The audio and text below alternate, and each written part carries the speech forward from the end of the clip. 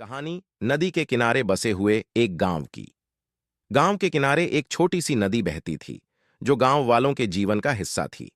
हर सुबह सूरज की पहली किरण के साथ ही लोग अपनी दिनचर्या में लग जाते।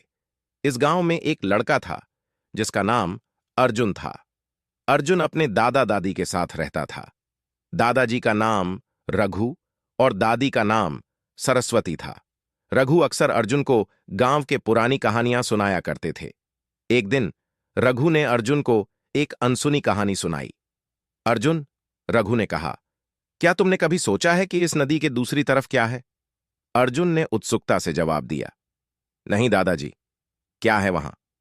रघु ने अपनी आवाज को धीमा किया और कहा, कहते हैं वहां एक छुपा खजाना है। सरस्वती ने हंसते हुए कहा, रघु, तुम हमेशा उसे कहानियों में उलझाए रखते हो। अर्जुन की आंखें चमक उठीं। खजाना? दादाजी, हम उसे खोज सकते हैं? रघु ने गंभीरता से कहा, हां, लेकिन उसके लिए हिम्मत और बुद्धिमानी की जरूरत होती है। अगली सुबह अर्जुन ने तय किया कि वह खजाना खोजने जाएगा। वह अपने सबसे अच्छे दोस्त विक्रम के पास गया और सारी बातें बताईं। विक्रम ने कहा, मैं तुम्हारे साथ चलूंगा। दोनों ने अपनी यात्रा की तैयारी शुरू कर दी।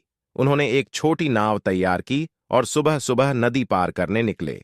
नदी पार करते समय अर्जुन ने महसूस किया कि यह यात्रा आसान नहीं होगी।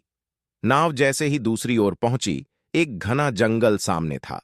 जंगल के अंदर घुसते ही उन्हें एक बूढ़ा आदमी मिला, जिसका नाम माधव था। माधव ने पूछा, तुम लोग यहां क्यों आए हो? अर्जुन ने साहसिकता से कहा, हम खजाना खोजने आए हैं। माधव ने मुस्कुराते हुए कहा, खजाना पाना आसान नहीं, उसके लिए तुम्हें 3 चुनौतियों का सामना करना होगा। पहली चुनौती थी एक विशाल वृक्ष के चारों ओर बने मकड़जाल को पार करना। अर्जुन और विक्रम ने मिलकर उसे पार किया। दूसरी चुनौती थी एक पहाड़ी पर चढ़ना। विक्रम ने अर्जुन की मदद से उसे भी पार किया। तीसरी और अंतिम चुनौती थी एक गुफा में छुपे खजाने को ढूंढना। गुफा के अंदर अंधेरा था और अजीब आवाजें आ रही थीं। अर्जुन ने कहा, डरो मत, हमें यह करना होगा। दोनों गुफा में घुसे और थोड़ी देर बाद उन्हें खजाने का बक्सा मिला। जब उन्होंने बक्सा खोला तो उसमें सोने चांदी के सिक्के और बहुमूल्य रत्न थे। अर्जुन ने कहा, हमने इसे पा लिया विक्रम। अचानक माधव वहां प्रकट हुआ और बोला, तुमने हिम्मत और बुद्धिमानी से यह खजाना पाया है, यह तुम्हारा है।